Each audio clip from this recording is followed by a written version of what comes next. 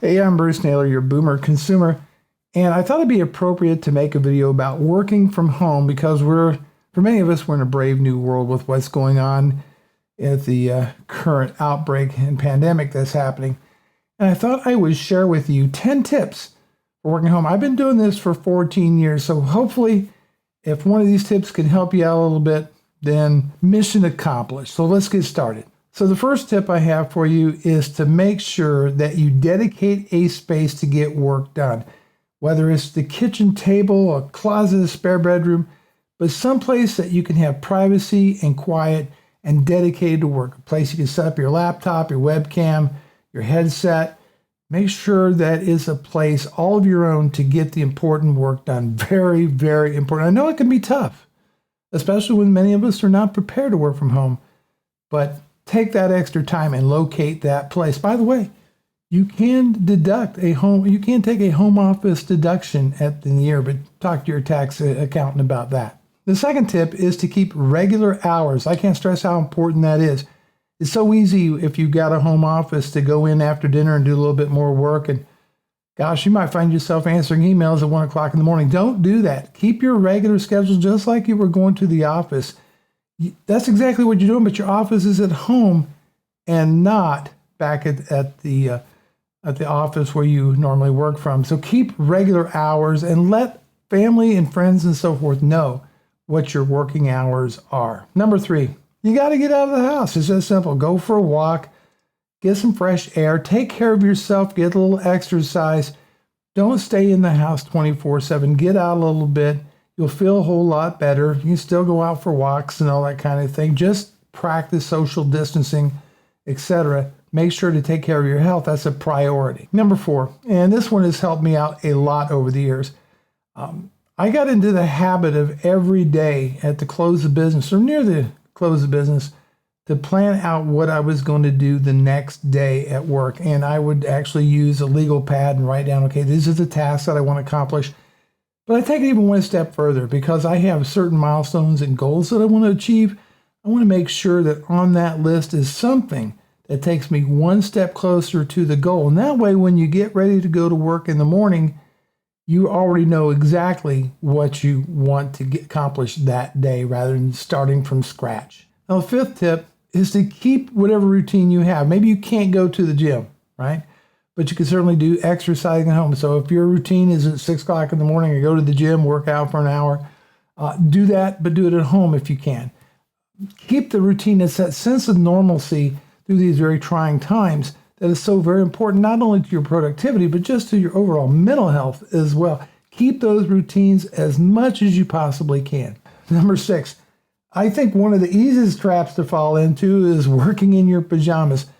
Let me tell you, for your long-term mental health, don't do that. Go ahead and dress as professionally as you can. Business casual is fine, but at least if you feel professional, you'll be more professional and you'll be more satisfied.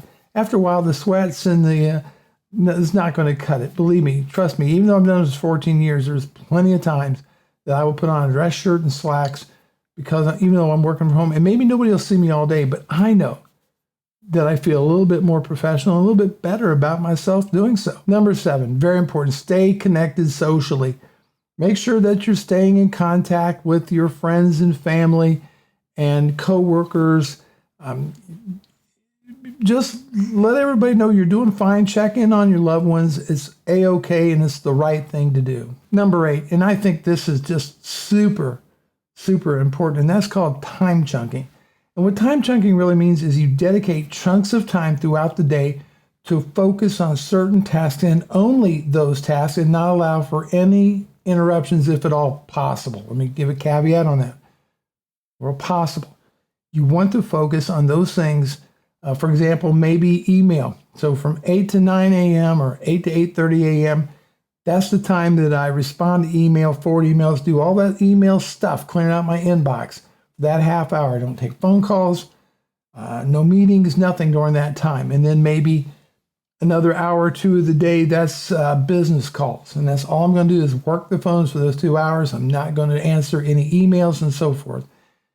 Time chunking is one of the best productivity tools that I can absolutely wholeheartedly recommend. Number 9, we're in a brave new world. Many people don't keep their home office or their home computers as quite up to date and patched as they would be if they were on a corporate network. But make sure that your cybersecurity is totally updated. Your software is all patched. You've installed the latest security updates. You're running anti-malware, antivirus software from a reputable company. But make sure that you're using best practices on cybersecurity, because you may find yourself attaching to the corporate network. You don't want anything going on. Make sure you use cloud backups, etc. But keep a keen eye on your security. Make sure everything's up to date on that laptop or that desktop PC. Number 10, when you're at the office, the supervisor sees you, the boss sees you, you're seeing other people, they all know you're there. If they have a question, they pop into your cubicle or whatever. You have all that at work. Okay, now you're home, you don't have that. All right, so it's important to let people know you're available. Don't be afraid to get in touch with you if they have a question, just like they were back at the office. Your availability and letting people know your availability is like super important. You need to do that. Let them know that I'm part of the team. I'm still here. Just because I'm working in my home office doesn't mean I'm any less accessible than if I was at the office. My last and bonus tip is take advantage of the perks from working at home. Don't feel bad that maybe you like to bake, or maybe you want to take the dog for a walk or something like that, or a little bit of playtime with your kids in the afternoon. That's one of the perks from working at home, okay? Just don't overdo it. You are trading part of your home for the convenience of your employer, and of course for yourself, in order to help out.